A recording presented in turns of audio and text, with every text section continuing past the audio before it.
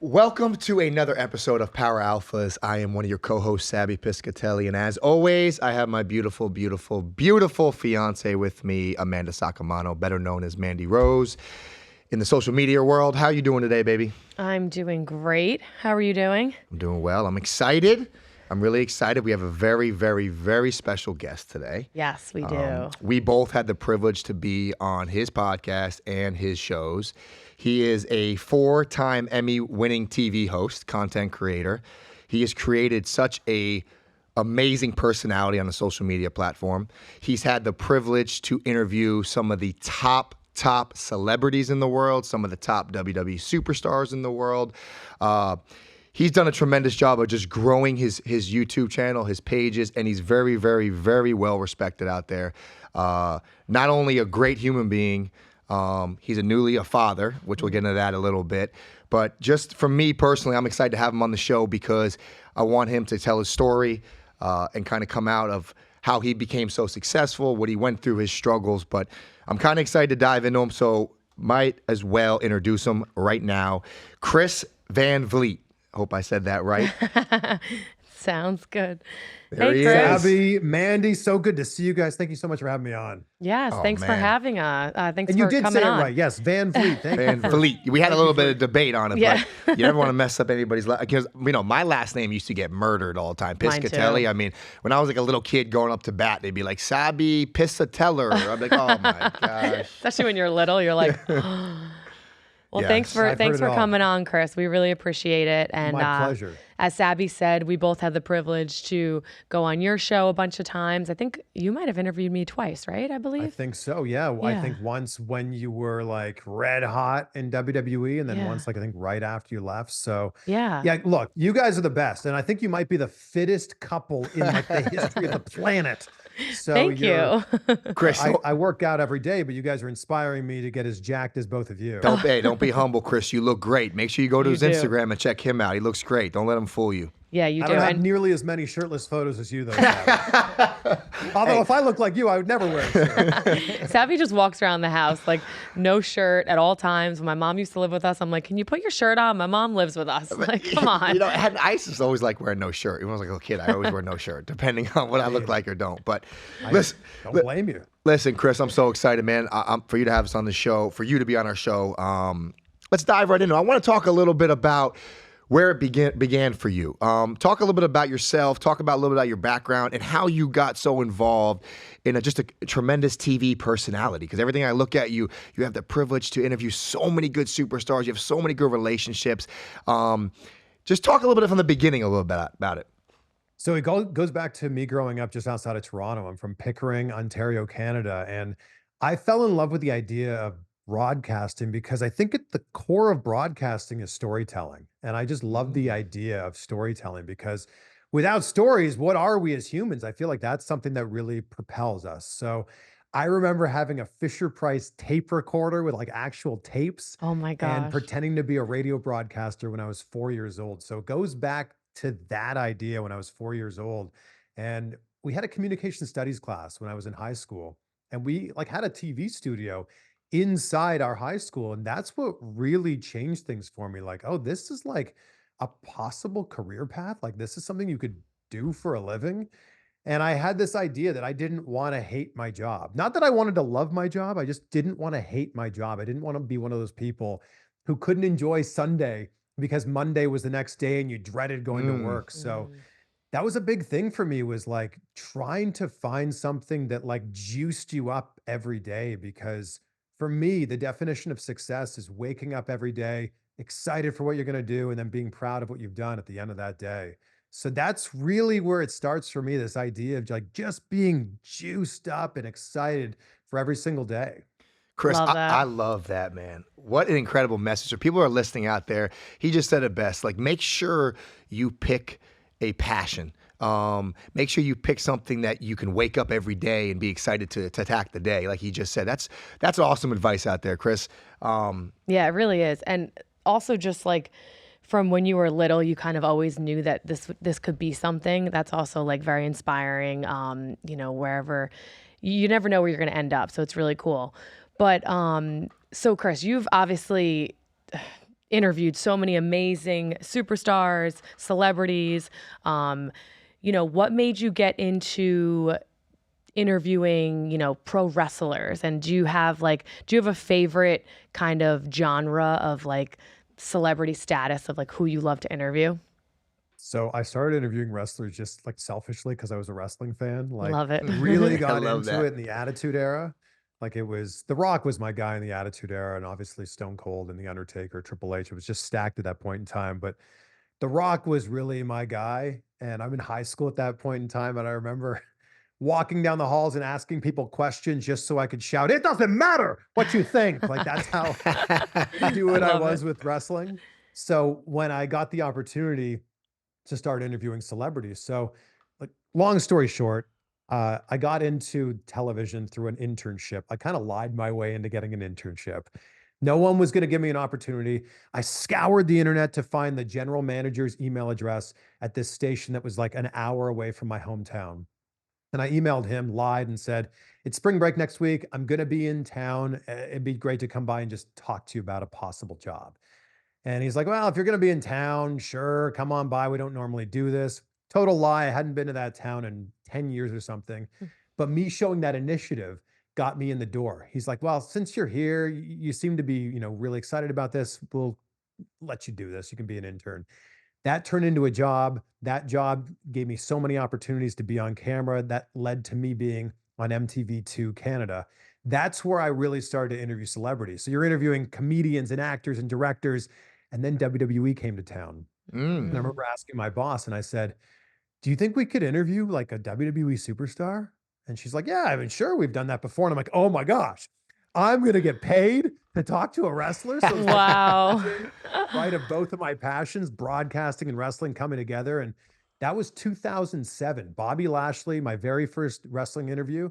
That's what, really where it began was me just being a fan, wanting to selfishly ask questions that I genuinely wanted to know the answer to. And every time WWE would come to town, once, twice a year, whatever it was, I would just make sure we did an interview. So yeah, we aired a little bit of that on TV, but I also got to like scratch that itch of my fandom a little bit. I love that. That's amazing. But I think that's what makes your interviews feel so authentic and real because when I've interviewed with you, like, we just kind of shoot the shit. You have really great questions, but it's like it's coming from a true fan. Like that's what fans want, the things that fans actually want to know. So I think that's really amazing that that's how you started. That's really cool. Just to piggyback on that, Chris, real quick, what Mandy just said, I actually remember doing your show. And, I've had the privilege of being in the NFL and even college football and in WWE for years. So I've done a lot of interviews. I've done a lot of interviews with, one-on-ones or whatever it was.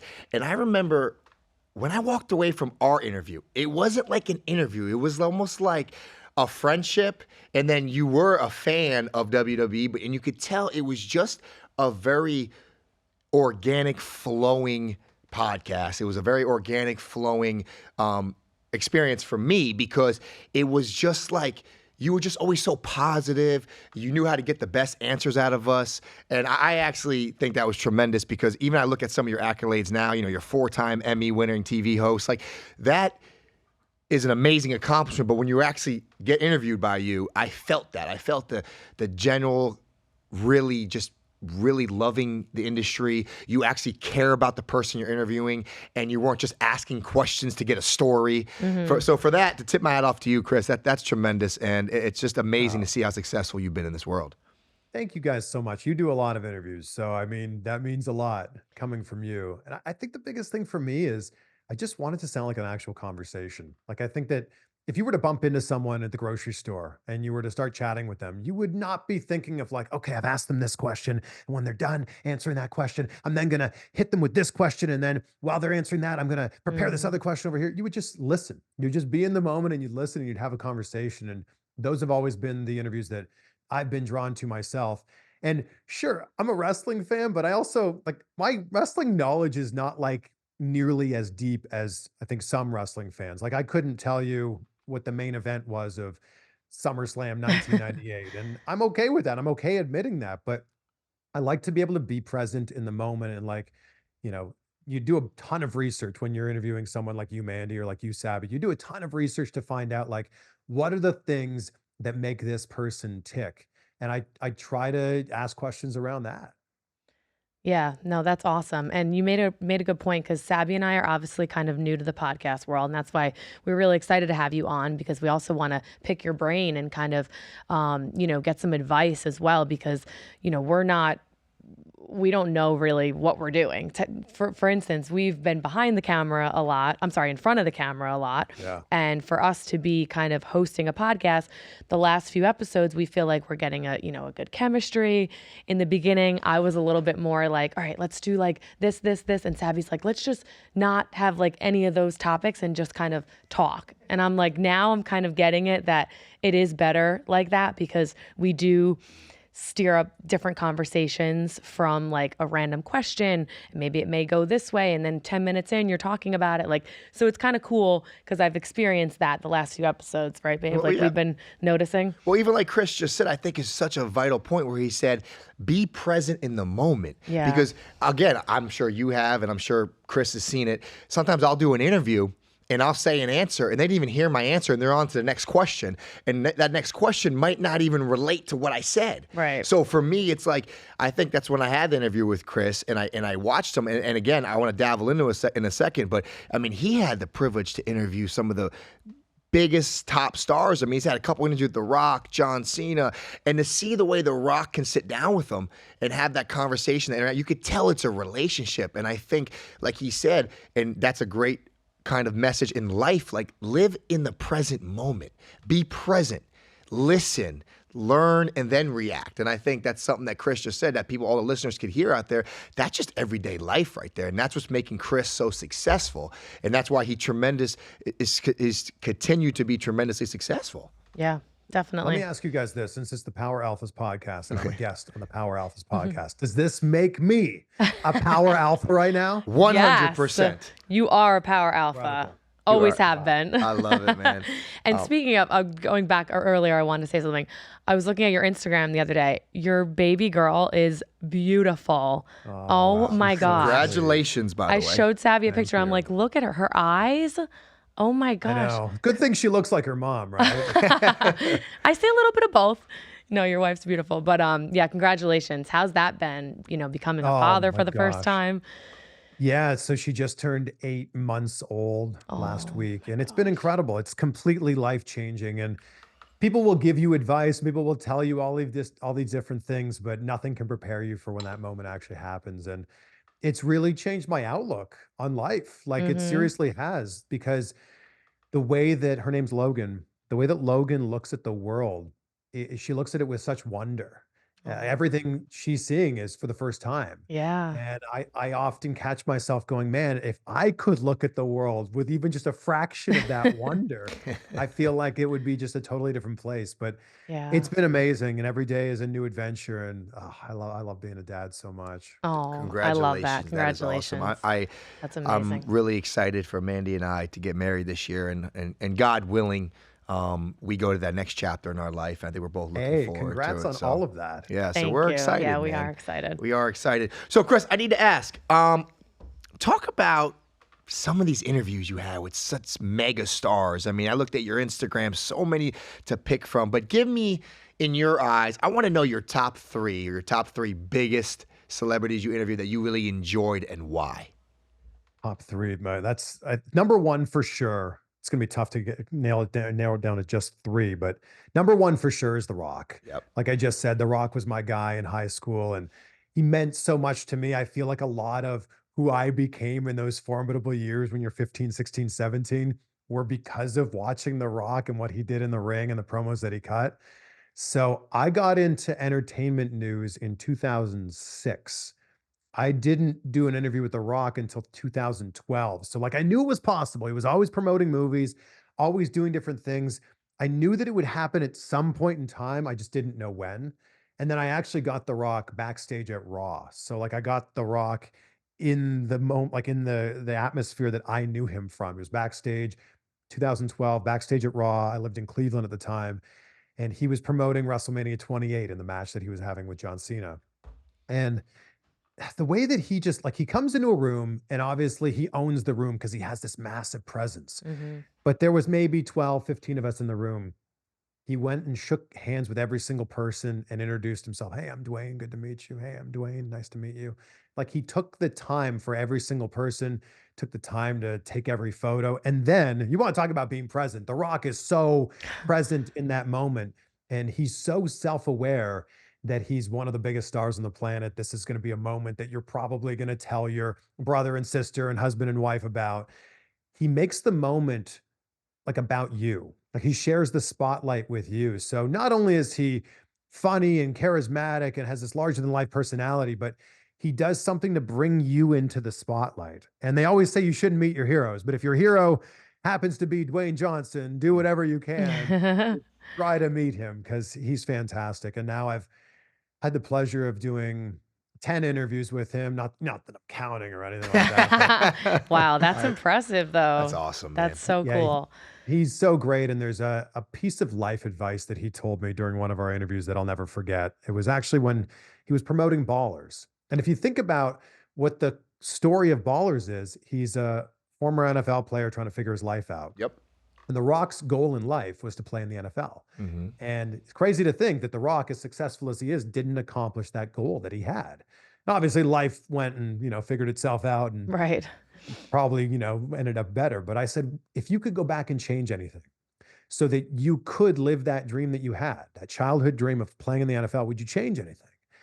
And he told me something I'll never forget. He said, sometimes the best things in life are the things that don't happen. And I was like, Mm, wow, that's so good love because that.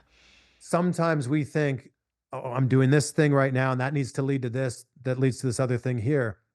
Life threw him a curveball and he figured it out. And he Wow. went into wrestling that led into his career in Hollywood, that's led to everything else that he's doing now. And it's something that I'll never forget. Sometimes the best things in life are the things that don't happen. So The Rock's number one. That's Number awesome. two, after I did the interview with The Rock, I was like, the next person on my bucket list is Tom Cruise, one of the Oh yeah. biggest stars on the planet, Wow. truly one of the last remaining movie stars. And I got to interview him for Mission Impossible 6. We were in Paris for the world premiere So on the red cool. carpet. The Eiffel Tower was behind us. Like I couldn't Wow. even believe this was a real thing. I actually have a photo on my wall of that. And you want to talk about being present. Like he's in I that heard. moment. There's thousands of screaming fans around. There's journalists everywhere. And he's locked into this moment with you, talking to you like you're the only person that exists. And that level of being present is something that I'll never forget. And then to narrow down to three, the third one here. Oh my goodness, I don't know. I've had so many great conversations, but You we'll could keep it say in Mandy wrestling. Rose. It's totally fine. No, I'm kidding. Well, we'll keep it in wrestling. John Cena is just such a great person, and Yeah. he, I did this interview with him. I've interviewed him a handful of times, but I did an interview with him WrestleMania weekend in 2019. So WrestleMania 35. That was that WrestleMania where he wasn't on the card, and then he ended up like coming out of the crowd and being part of the show. I did this interview with him. It was the only interview he did that entire weekend. And he's like, I have 10 minutes for this interview, 10 minutes. I'm like, okay, great. At the 10-minute mark, I go to wrap up the interview and he reaches in his pocket, he grabs his phone and he goes, we still got more time. Keep going. And I'm like, Wow. oh, okay. So we keep going. And then a few minutes later, I'm like, I really like want to be respectful of your time. I want to get you out of here. Thank you so much. He goes, oh, hold on. One more question. We got time for one more question. Wow. And the fact that he was able to make that time for me and have that great conversation, there's a lot of things from that conversation that I still take with me in my daily life all the time. He's just fantastic. And he's in the position that he's in for a very good reason. I mean, you guys have interacted with him. John Cena's fantastic. That's awesome.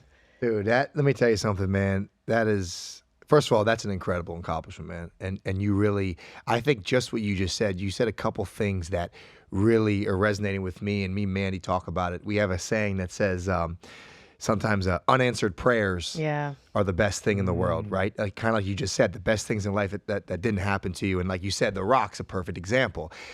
If Rock made the NFL, I don't think The Rock would have become who he's become today. That's just my opinion. And I think we've all had situations in life where we look back and we're like, wow, like, why did that happen to me? I was so close to accomplishing this. Or everybody has a story of like, oh, I wish that really happened to me. But you don't know the blessings that God have down the road. And Mandy and I have spoken about it before. And I have a story I'll share really quick. And I've told her this before, real quick. When I was playing in the NFL, I was second round pick. I had high expectations. I had the banner on the stadium. My jersey was #1 seller. Going to '09, I was NFC breakout player of the year. I had all the weight of the Tampa Bay Buccaneers season on my shoulders. They wanted me to be the guy. Long story short, we were the worst team in the league. Obviously, I didn't play as well as we should have. We were 0-8, so everybody didn't play that good. But the point of the story was that was the first time in my life where, like, all my dreams weren't coming true. And I was like, hold on. Like, I made the NFL. I became an NFL starter. I was a high pick. Now I just need to get that contract to retire my family. I wanted that $20-25 million contract to retire my family, and I didn't get it. And it broke my heart, right? I prayed on it. I didn't understand why God took it from me. It was right there. But I would have never met my beautiful fiance. Mm-hmm. And that's the truth. I never would have met the person I was supposed to meet. And now I'm the happiest I've ever been in my life. I love life with Mandy. We're growing together, which a 24-year-old kid with that money, who knows where I would have been at. But what God took away from me at the time devastated me was the biggest blessing I ever had. So I just wanted to piggyback that story, what The Rock said, because he is 100% correct with that. And that's why you got to wake up every single day and attack the day. It's you versus you. You wake up every day and be the best version of yourself, because to piggyback that, Ray Lewis, one of my best friends, was friends with The Rock, went to school with The Rock, extremely successful as well. His saying to me was, the only thing that follows hard work is results. But it might not always be the result you're working for, but it will be a good result. So that's kind of something I live by. So Chris, I appreciate you sharing that story. I just wanted to say that because that is deep, what you just said, for sure. That's powerful. I feel like we could have an entire 3-hour podcast about all of this stuff. Like that's really powerful stuff. I got to ask you this, Sabby. Do you wish that you had stayed with the Bucks, several more seasons, and you could have played with the GOAT? You could have played with Tom Brady. That would have been that to me would have been such a tremendous honor. But that also would have been a career-changing moment, because, it's these guys that get to the NFL. The difference between people who play 5 years and make $5 million, or play 10 years and make $25 million. It's not really talent at that level. It's about being on the winning team, winning situations, and having the privilege to play with the guys like Tom Brady. I know from my experience, my best year in the NFL was 2008. And I had the privilege to start with Derrick Brooks. And Derrick Brooks was at that time was one of the greatest linebackers in the game. And I remember when I was playing with him, just his presence, just his attitude, his accountability, you were scared to let him down. Like, I was scared out there. Like, if I made a mistake, I was like, Derrick Brooks is going to yell at me, and I'm going to disappoint Derrick Brooks. So I made sure my game was elevated. And I'm assuming that's the same presence Tom Brady brings to the table, right? Everybody gets scared. Everybody's nervous to disappoint him, so that everyone's on their A game, and everyone's coming out to make sure they perform at the highest level, because you have a guy like that that's of greatness in front of you. And guys like The Rock probably bring that when they come around, a movie set. So, that's a great thing, what you just said. I wish I had the privilege to play, but I had the privilege to play with guys like Derrick Brooks and, Rondé Barber, guys who were in the Hall of Fame. So I had that privilege. So I was very grateful for that. You guys have both had incredible careers. And I think the best thing about this is you're still doing your thing. I'm not trying to turn this around so that I'm asking the questions here, but it's just natural for you. What made you guys start your podcast? Because I feel like everybody has a different reason for starting a podcast.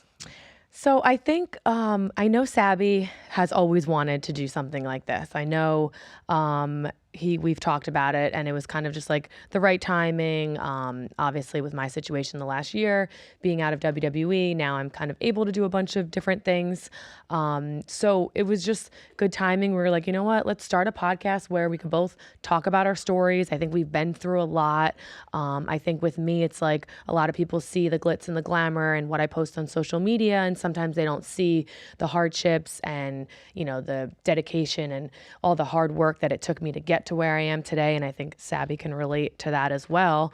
And it was funny when we first started, like, a lot of my friends, even, they were like, wow, Sabby, like he's really good at this. Like, he's got a good voice for being like a host on a podcast? I'm like, yeah, he does. And I'm thinking, I'm like, why aren't they complimenting me? I'm like, maybe, maybe I should just stay. I'm like, you could be the majority of the hosts and take control. But I've gotten a lot more comfortable, and I think our chemistry has gotten better as well being on the podcast. But it's been a lot of fun, and I think being able to share our stories and show a different light of who we are, not just as WWE superstars. And both of our characters were a little bit similar that were when we were on TV, where, we were these crazy physical specimens, and, more Sabby was crazy physical specimen. I was, the golden goddess and all that. And I just feel like we both are able to tell our story and be more relatable on something like this. Whereas being in WWE, it was a little hard to showcase that because we were always in character, always had to, kind of be on, in front of the camera and stuff. So, yeah, I mean, it's been fun. Like, that's pretty much why you wanted to do it as well, that's right? That's a great question, Chris. And in my mindset, I wanted this podcast to really have the relatability, because even guys like you, tremendous that people will see on TV. You're very, very successful. You've had the privilege to be around some of the most successful people. And sometimes people misconstrued with people on TV or in social media that their lives are so much better than theirs. And it's not. We all have struggles. We all have triumphs. We all have tragedies. And I think for me personally, when I wanted to get into this podcast, was I wanted the relatability to talk to people like you and other celebrities and athletes that are very successful in their own field, and talk about your struggles a little bit. Talk about how you got there. Talk about, it wasn't all glitz and glamours. It wasn't all straight to the top. We all have those moments. And for me personally, I've been on podcasts where like the producer will pull me aside and be like, you speak very well. When you talk, you have that, I guess that voice, they say it's kind of engaging. So I felt like it'd be a good opportunity for me to kind of talk about everything that I failed on, or everything I've been successful on, or guys that, I've had the privilege to have a mentor of like Ray Lewis, and one of my best friends is going to be in my wedding party. Like guys like that is teaching me so many things. And, I want to teach that to anybody listening to this podcast. And it's like, even with Mandy, like just watching her grow and me trying to tell her financially how the mistakes I made. And I think I just wanted to kind of get on this podcast and just talk about it with everybody, because I think people need to hear people's stories. You know what I'm saying?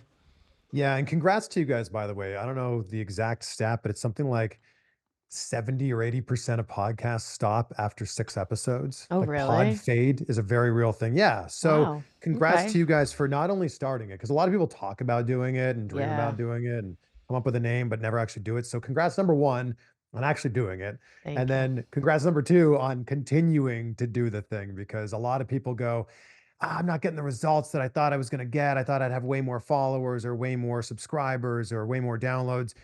It's such a long-term thing. And I want to key in on something you said, Sabby. I think that social media so often just shows us the finished product. Mm-hmm. And I love being able to have conversations like this on my podcast, or conversations that you guys have on your podcast, to show like the bumps along the way. Like, Absolutely. so often you're just seeing the actor up there holding the Academy Award. You're just Mm-hmm. seeing someone with the Stanley Cup or the Super Bowl ring or whatever it happens to be. And you don't see all the struggles along the way. And that's what's so relatable, because someone can go, oh, wow, that thing happened to me, or that thing is happening to me. And if that person who's so successful can get through that, well, I can do that too. What's possible for me now? Absolutely, man. Yeah. That's tremendous advice again. So, Chris, I would actually like to ask you a question. What advice would you give us to Yeah. continue this podcast? Because obviously you're very, very successful, and it's an honor to have you on our podcast. So tell us a little bit of what would your advice to us be? And sorry for turning the tables there and asking all the questions. No, no, No, we like it. no, We I were love like, it. oh, we're gonna flip the switch No, here. I and- love it. This is not an interview. This is Yeah. an interaction. This is us Exactly. talking, and that's why I wanted to have you on, one of our Yeah. first big guests, because I love the way you interact with people. I love how you tell stories, like you just. I love how you conduct yourself. So that's why I want to ask you what your best advice would be. So I think the biggest thing in podcasting and YouTube in general is perception is reality. So if it looks like crap, it sounds like crap, people are going to think it's crap. So you guys are already crushing it. You've got the studio, it Ben. looks good. So if someone even just watches a clip on social media, it looks great. So the perception there is great. I think that one of the most important things is what I just said is to just keep going. Like Yeah. it's not easy to find the time. And you guys are doing this weekly, is that right? Yeah, we're doing it weekly, but yeah, it does take time and it takes time to And grow. and that's 52 a year, right? So Yeah. if you're looking at that on January 1st and you're going, how are we going to come up with Yeah. 52 guests or 52 topics this year? Like that seems like a ton. I'm doing two, sometimes three a week. So I'm about 120 Wow. episodes a year right Wow. now Oh my Good gosh. for and you. about 100-ish interviews. So it's a lot, That right? is Like a lot. it's a lot. So I think one of the biggest things is plan it out, try to figure it out. I'm trying to be 5 to 8 episodes ahead just so I have a little bit of buffer in Yeah. case we go away or in case, I need to do something with Rachel, my wife, or Logan, my daughter. I want to have a little bit of buffer instead of like at the last minute going, we need an episode tomorrow. Like, Yeah. what do I do? So I think that's another big part of it. And just be consistent. If you're going to say, I'm going to put out an episode every Tuesday, you better show up every Tuesday and put out an Mhm. episode. And if you keep showing up every week, your audience will start to show up as well. So I think that those are a few really simple things. And the most important, this is going to sound so cliche, but have fun with it. Like just remember, it's just a conversation. It's a chance to like pick someone's brain, or it's a chance to like dive in deep to a topic with someone for 45 minutes, an hour and a half, whatever it happens to be. Just utilize that time to the absolute best of your ability. Because the really cool thing about a podcast is it's a gateway to have a conversation with someone who may not necessarily want to give you an hour of their time. Like if you reached out to an actor or a director or an author and said, could I take you to lunch and we could just hang out for an hour? They'd be like, who is this person? Of course not. No. Yeah. But if you have the incentive like of this will be on my podcast and other people will listen to this and be inspired by it, it completely changes the narrative. So take advantage of those moments and lock in the biggest guests you could possibly get. Yeah. That's awesome. Thank you, Chris, for all that advice. And I think from the get-go, I was kind of strong on making sure we do it right. We don't need to rush this. Let's make sure we have the right tools and the right people. We went through some different teams here and there to kind of help us and I think it just takes a lot of time. And I think people, there's a lot of haters out there as well, which I want to Mhm. ask you a question, Chris, because I'm sure you've dealt with it. And we are not new to haters. We've been in the social media world for a while, especially me before WWE. So, but since Sabby and I started the podcast, we've just noticed, I don't know what it is, people are very opinionated. I know, we state our opinions on the podcast, so they can state their opinions whenever they want and whatnot on the comments section and everything. But how do you deal with the constant, and maybe you don't get it as much, but the constant kind of like negativity or the comments that you look at and you're just like shake your head and all that? Because I know, it's everywhere, but we've been dealing with it a little bit more the last couple of weeks, and we get a lot of positive comments as well.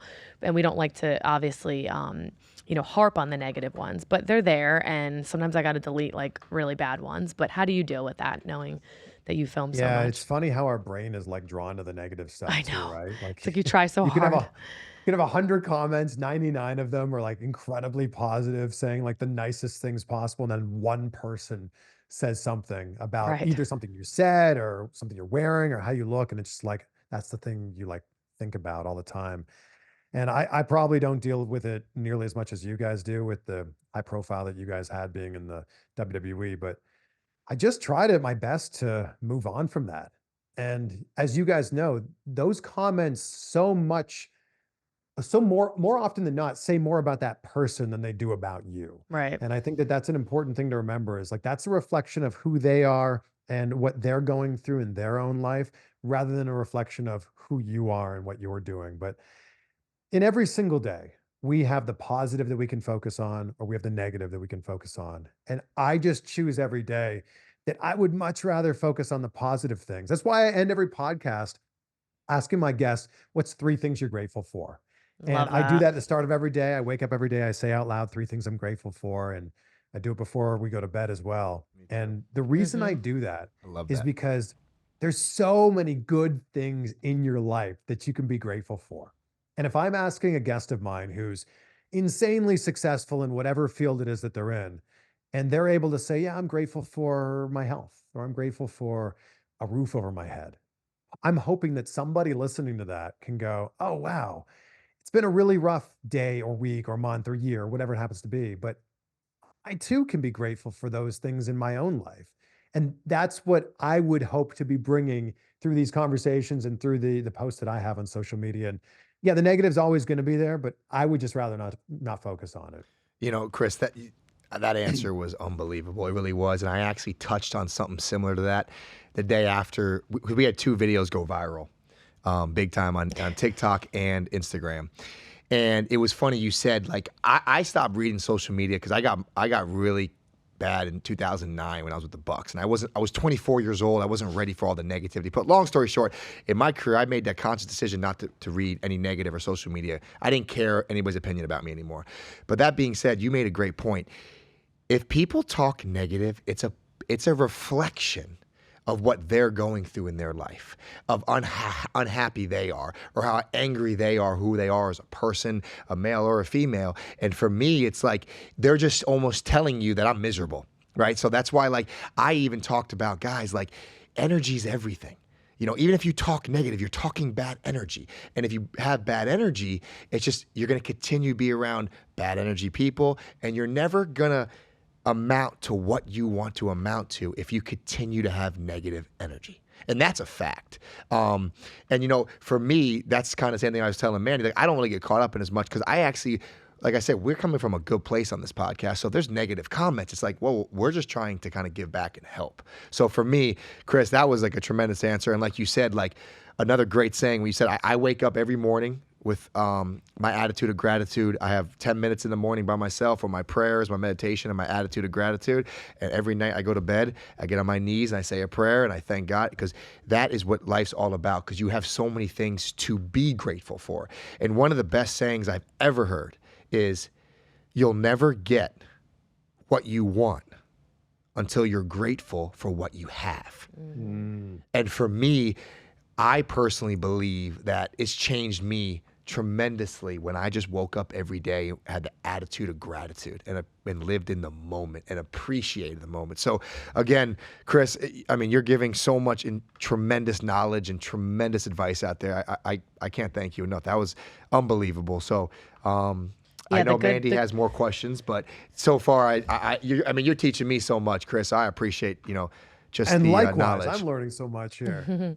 First of all, I want to ask you real quick how you enjoy the cold plunge, and what's your cold plunge regimen? What's your routine? I need to know this. So it's every morning for me. And Okay. I had it turned down to the lowest possible setting. I have the actual plunge, like plunge.com, Yep. like the original plunge. I had it turned down to the coldest setting, so 39 degrees. Ooh, Wow. that's cold. As you guys know, Impressive. that's cold. That's really That's cold. cold. Yep. Mine's at like 45. Oh, Okay. It's been chilly in California, and I know that anybody in like an actual and rainy, cold right? place- yeah, it's rainy. It's like 50s, like 55. Like, so that's cold for California. It's really cold for Florida. It's not really cold if you're from Canada or from New Jersey, where my wife's from. Yeah. But so 39 degrees, I get in every day. It's usually 3-ish minutes, but I changed it recently. Sabby, have you done the snorkel plunge yet? No, what's a snorkel plunge? Like, you go all the way under. No and you have way. to snorkel.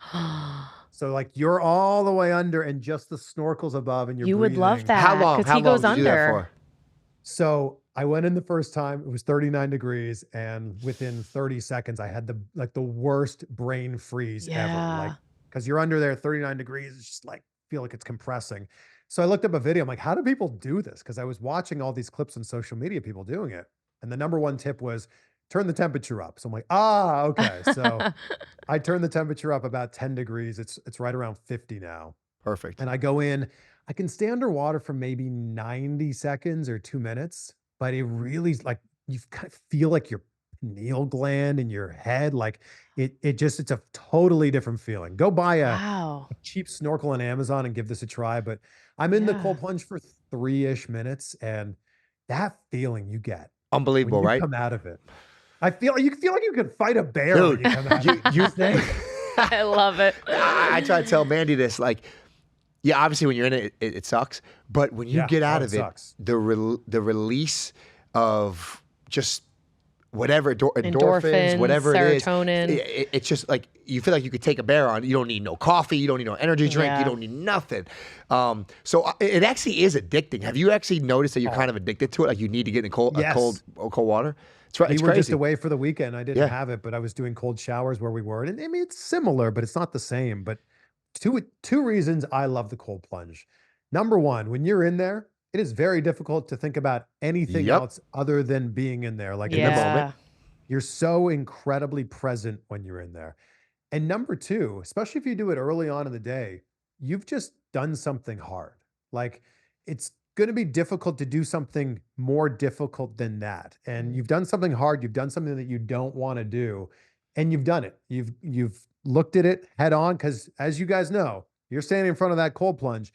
You never want to do it. Never. Like you're looking in that water. That's my problem. Never. The anticipation is the hardest. I do it, but I'll do like contrast because I got to go back and forth.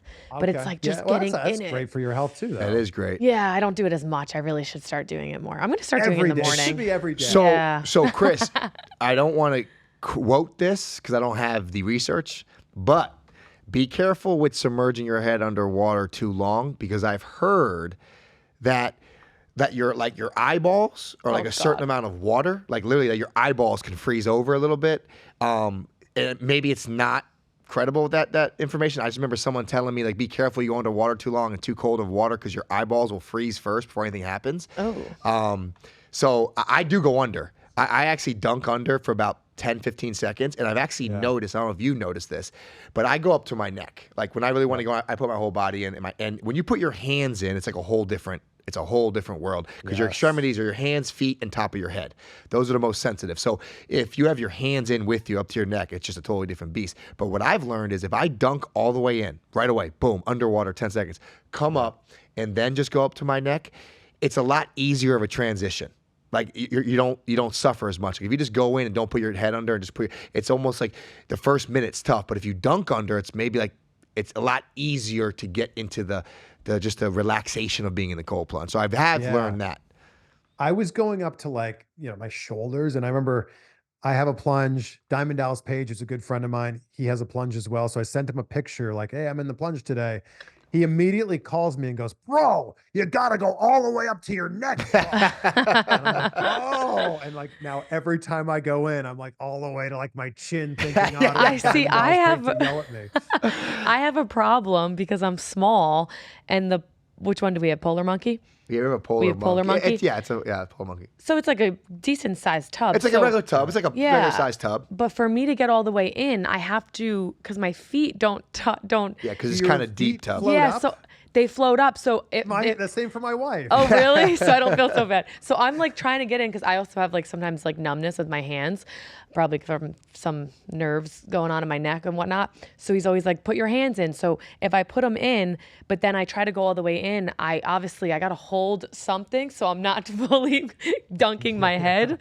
So maybe I should just go under and just try the snorkel. I'm going to try the snorkel, but I think you're right. I think it needs to be more around like 48, 50, probably. like, because I keep mine about 45. That's like my favorite temperature, like 45, 46.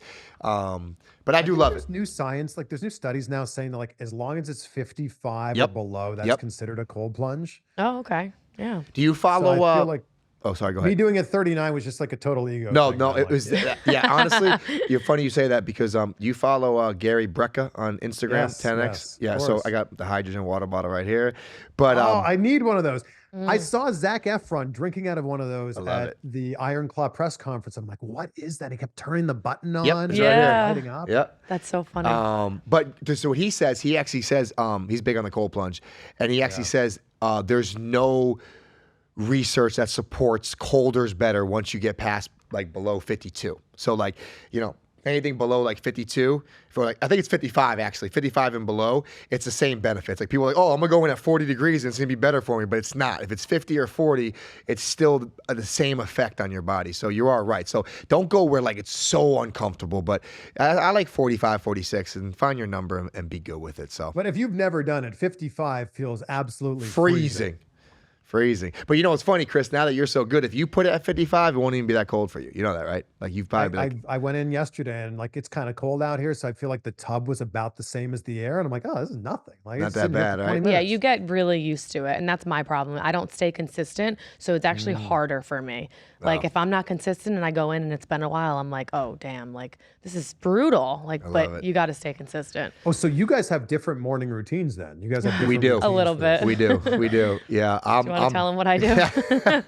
Yeah, my morning routine, I'm very strict, and Monday through Friday, I get up 6:45, alarm goes off. I come in. I actually, first thing I do now is I push the button. We have a hydrogen water bottle, so I make The the big hydrogen one. water, the big one. I make that. I go outside. I do like my 10 minutes of just prayer and meditation. I go outside and I just Breathe. say my gratitude, how appreciative I am of life and breathing another day. And I just take 10 minutes to myself. I'll usually come back in, do the hydrogen water, drink that a whole gallon. Maybe I'll put lemon in there, maybe apple cider vinegar a little bit to get the system going.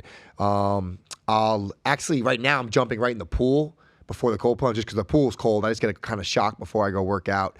And then I have my whole morning workout routine. I usually come in, make a shake, then I go my infrared sauna, and then I usually end with my cold plunge. I know there's been things that people say go in your cold plunge first, but I like to end my day with my cold plunge, like my whole morning routine. And then I do that. I go in the office, do some emails, and whatever I got to do for the day, I kind of start my day. But like my morning routine is real strict. Like I get up at the same time. Mandy I'm strict, but I will preface something. likes those blackout shades a little too much in our room. So what happened was, so since I've been out of WWE, my schedule obviously is very open. I'm very, very busy. Don't get me wrong. I do a lot, but I don't golf every day. So Hold on, I don't golf every day, dude. Twice a week, maybe 3 times. Okay. So I have a lot of day. Like if I get my stuff done in the morning or whatnot, I wake up, I do kind of similar routine. I'm a little bit like 30 minutes past you or sometimes an hour because his buddy in the neighborhood will train with him in the garage.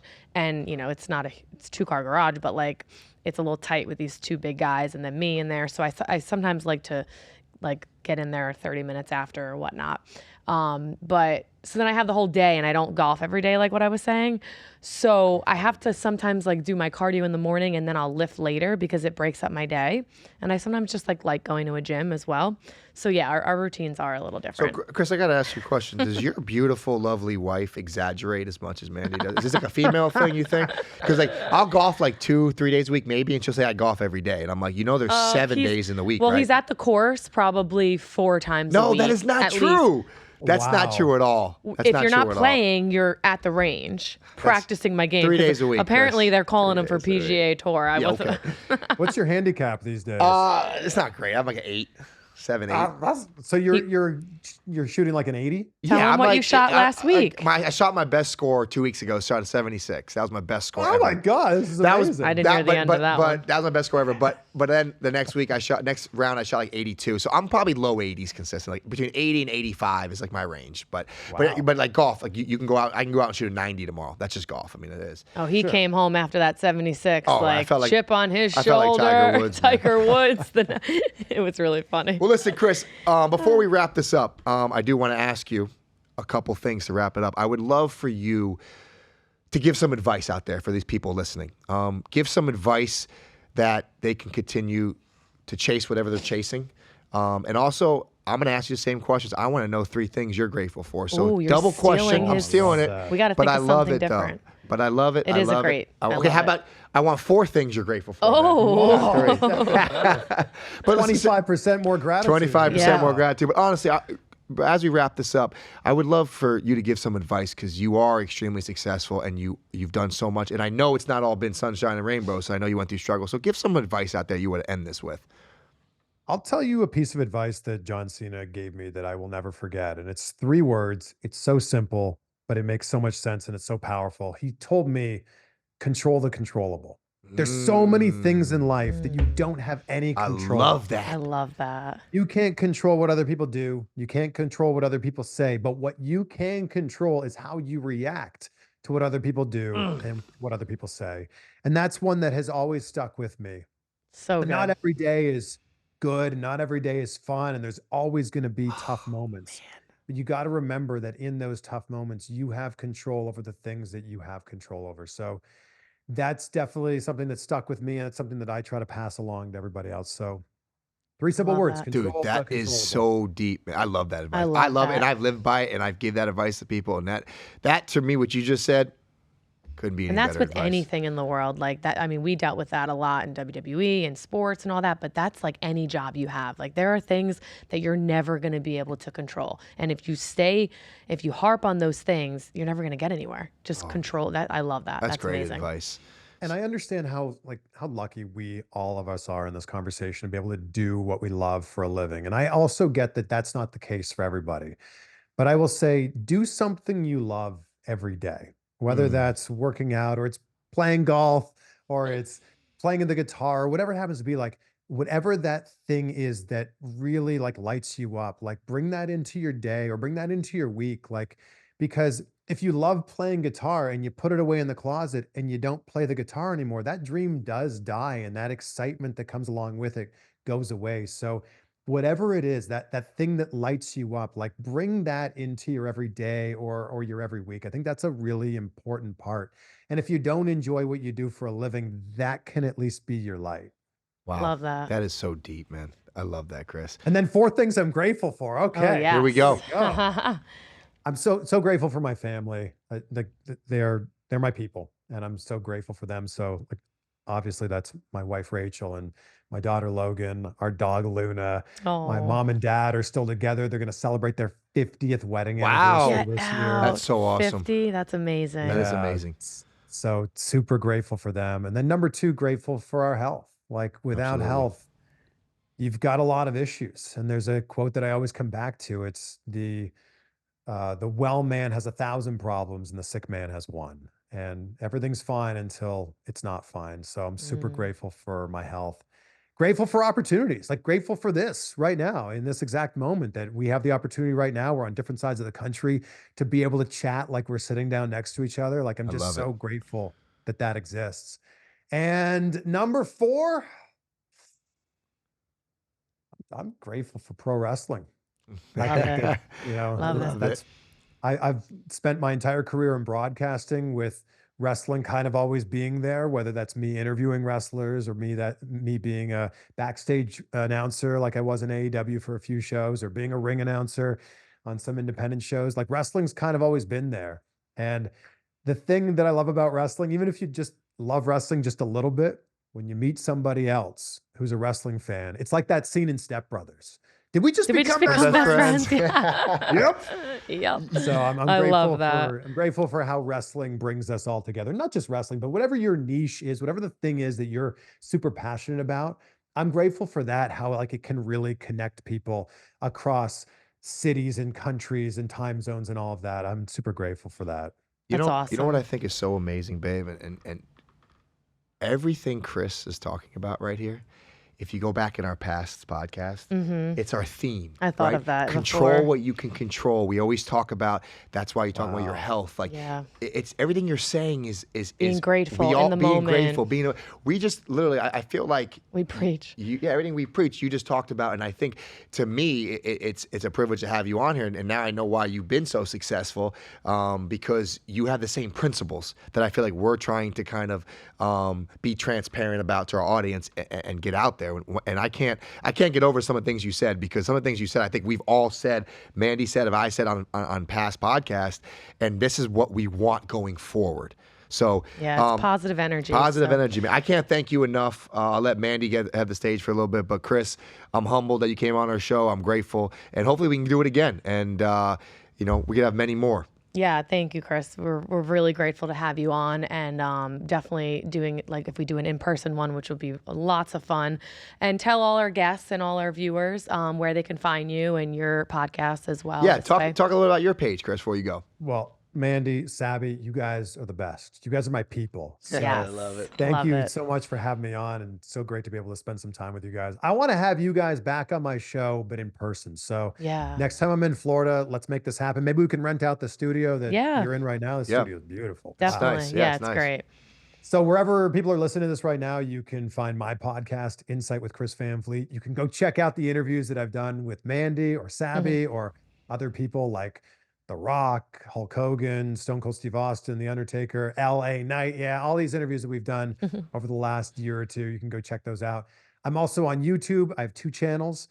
Chris Van Vliet's the main channel with the full interviews, and then CVV Clips is where the most memorable, fun moments are in just clip form. And then, of course, you can just find me on social media under my name, Chris Van Vliet.